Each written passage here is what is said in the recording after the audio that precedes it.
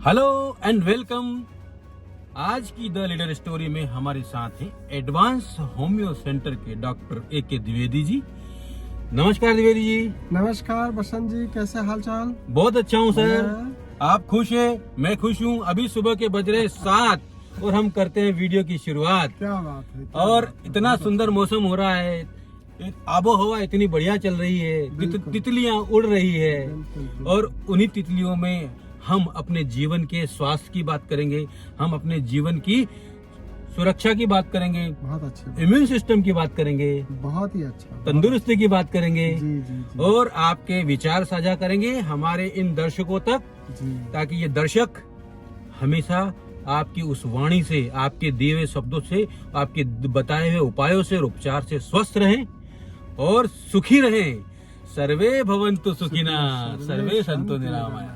तो हम शुरुआत करते हैं वीडियो की जी। हाल ही में आपने राज्यपाल श्री मंगू भाई पटेल जी की पहल पर राजभवन में सिकल सेल एनीमिया की रोकथाम पर हुई बैठक में हिस्सा लिया था। जी बिल्कुल लिया था।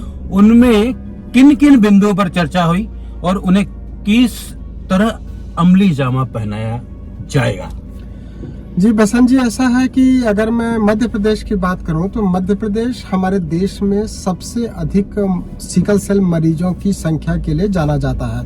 और इसमें जो हमारा आदिवासी बहुल क्षेत्र है, जैसे कि झाबुआ है, राजगढ़ जिला है, कुछ क्षेत्र अगर मैं बड़वानी, धार, बुरहानपुर की करूं तो उसमें भी है। तो इन क्षेत्रों में आदिवासी लोगों को सिकल सेल एनीमिया काफी ज्यादा है। हमारे पास पेशेंट काफी सारे आते रहते हैं सिकल सेल एनीमिया के।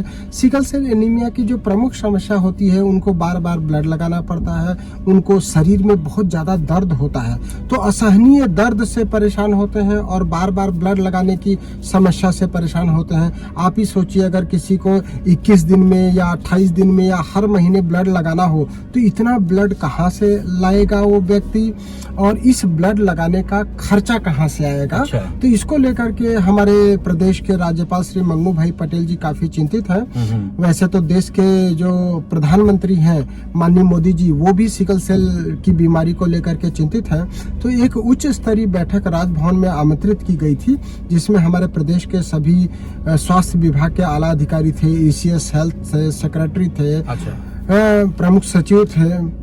तो इस स्तर की बैठक में एज ए होम्योपैथिक चिकित्सक, एज ए होम्योपैथिक विशेषज्ञ मुझे माननीय राज्यपाल जी के द्वारा आमंत्रित किया गया था। और माननीय राज्यपाल जी ने ही मेरा परिचय भी उन अधिकारियों से कराया कि ये डॉक्टर A.K. द्विवेदी हैं और ये होम्योपैथी विशेषज्ञ हैं और ये होम्योपैथी के द्वारा सिकल सेल से पीड़ित मरीजों की सेवा करना चाहते हैं। तो मैंने वहाँ ECS महोदय को मेरा विचार बताया कि अगर जितने भी मरीज हैं सिकल सेल एनीमिया के प्रदेश में, उनको हम कुछ हिस्सा एलोपैथी चिकित्सा के लिए दे दें, कुछ आयुर्वेदिक चिकित्सा के लिए दे दें और कुछ होम्योपैथी चिकित्सा के लिए दे दें, और बाद में हम रिजल्ट को एक साथ लेकर के देखें कि किससे ज्यादा बेहतर उनको परिणाम मिल रहा है, तो उस चिकित्सा पद्धति को हम ज्यादा सिकल सेल एनीमिया की बीमारी के इलाज के लिए कर सकते हैं। तो ECS महोदय बहुत खुश हुए और उन्होंने बोला कि अगर इस तरह का रिजल्ट अच्छा आता है तो देश में हम एक नई गाइडलाइन दे सकेंगे सिकल सेल एनीमिया की बीमारी के लिए।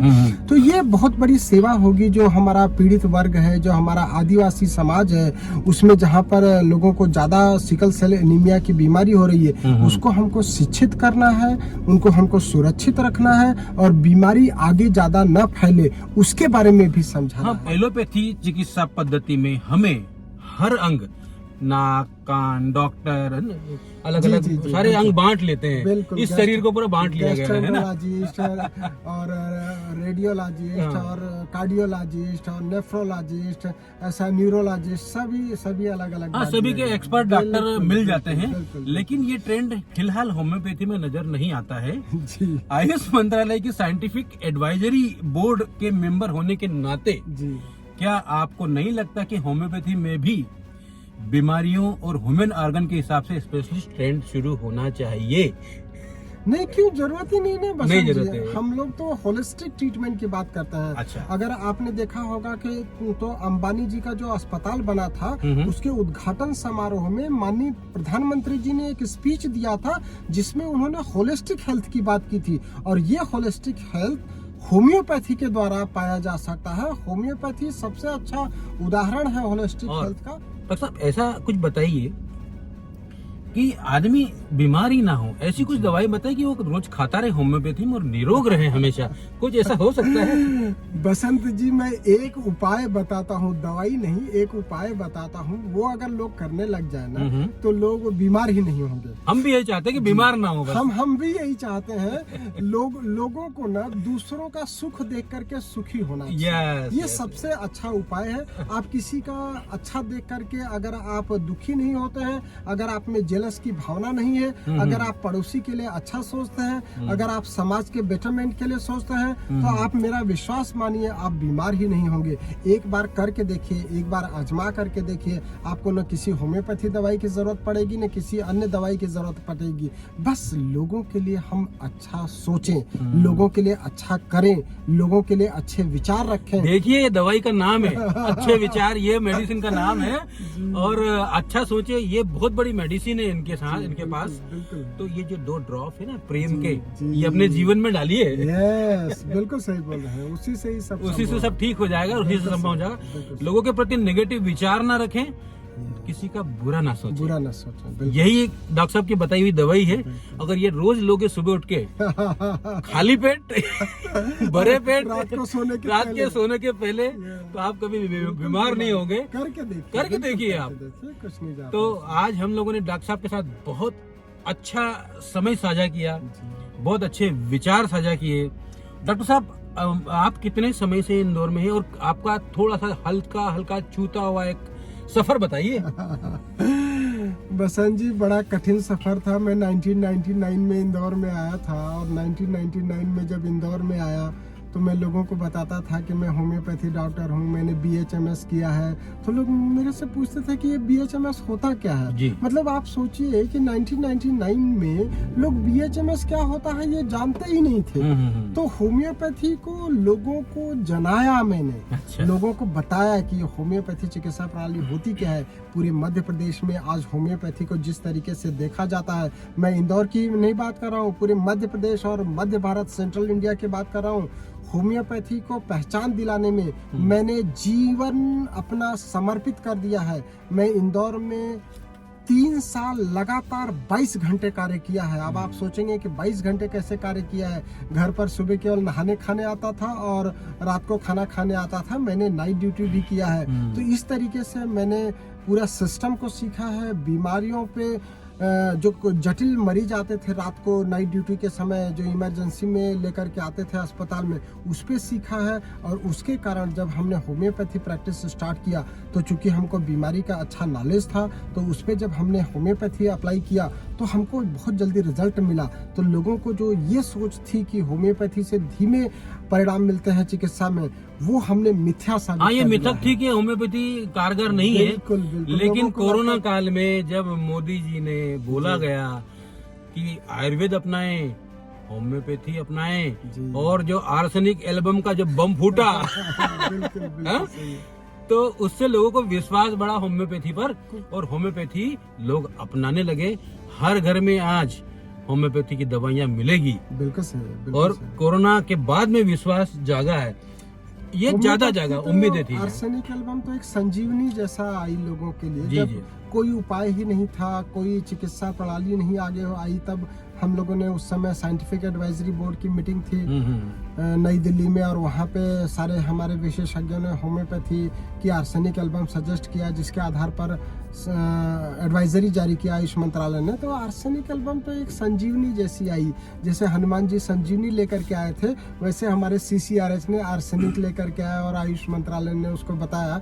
तो निश्चित ही मैं मानता हूँ कि कोरोना में होम्योपैथी का स्कोप बहुत ज़्यादा बढ़ गया और लोगों में उसके प्रति बहुत ज़्यादा मतलब आस्था जागी। मतलब जो लोगों को विश्वास नहीं होता था, एक आस्था, एक विश्वास, एक जीवन जीने की संजीवनी के रूप में आर्सेनिक एल्बम आई। तो आप बिल्कुल सही बोल रहे हैं मित्रों। आज हमारी हॉट सीट पर स्टूडियो जो था, हमारा कार के अंदर जो स्टूडियो है हमने बना रखा है, इंटरव्यू ऑन व्हील पर आज डॉक्टर साहब थे एडवांस होम्यो सेंटर के डॉक्टर AK द्विवेदी जी, जो होम्योपैथी में बहुत सारा रिसर्च कर रहे हैं, जिन्होंने बहुत सारा नाम कमाया, जिन्होंने समाज की बहुत सेवा की, जिन्होंने इस होम्योपैथी को इंडिया लेवल पर लेकर गए और आज हमारे साथ हैं।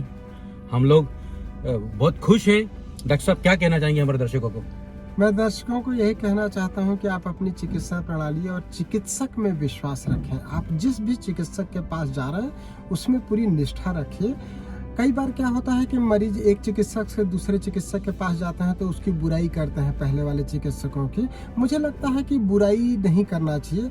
हर चिकित्सक यही प्रयास करता है कि उसका मरीज जल्दी से जल्दी ठीक हो जाए, लेकिन हो सकता है आपकी बीमारी थोड़ी गंभीर रही होगी, उस चिकित्सक से नहीं ठीक हो पाई होगी।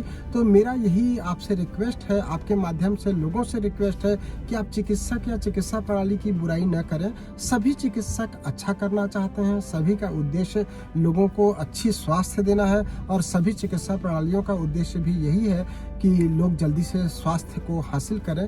तो हम स्वस्थ रहें, सुखी रहें, इसके लिए सबने प्रयास करना चाहिए। और मुझे लगता है कि बुराई छोड़ करके अगर हम अच्छाई को अपनाएंगे तो मुझे लगता है कि हम बहुत जल्दी सभी चीज़ों पर जीत हासिल करेंगे। अगर हम स्वस्थ रहेंगे, सुखी रहेंगे, तो हमारे एम को अचीव करने में हमको बहुत आसानी होगी, हमारे टारगेट को पूरा करने में आसानी होगी, हमारे दैनिक कार्यों को अच्छे से करने में बहुत आसानी। जिसने अपने जीवन में कभी न कभी एक सही निर्णय लिया, एक सही कदम उठाया, और इस लीडर को द लीडर स्टोरी के माध्यम से हमारे बसंत पांचाल जी दिखाने का प्रयास कर रहे हैं। तो इनका एक ये सही कदम, इनका एक सही ये निर्णय, ये लीडर्स को तो आगे ले ही जाएगा, इनको भी बहुत आगे ले जाएगा। तो दोस्तों, आप लोग भी इनका जो द लीडर स्टोरी है YouTube चैनल है, उसको सब्सक्राइब करिए, उसको देखिए, उससे सीखने की कोशिश करिए। उसमें बहुत कुछ नया मिलेगा। हर तरह के क्षेत्र के लोगों को इन्होंने उसमें समाहित करने का प्रयास किया है, तो हर तरह के क्षेत्रों के लिए वो अवश्य उपयोगी साबित होगा। मेरी बेस्ट विशेष इनके साथ है। मुझे आशा ही नहीं, पूर्ण विश्वास है कि समाज हित में यह जो कार्य कर रहे हैं वो अत्यंत उपयोगी होगा और मील का पत्थर साबित होगा। आज हमारे साथ थे एडवांस होम्यो सेंटर के डॉक्टर AK द्विवेदी जी। आज इनके साथ मैंने होम्योपैथी की दवाई ली है प्रेम के रूप में। 2 ड्रॉप डाले मेरे जीवन में इन्होंने, हैप्पीनेस के, लाइवनेस के। धन्यवाद आपको, धन्यवाद डॉक्टर साहब। जी, थैंक यू।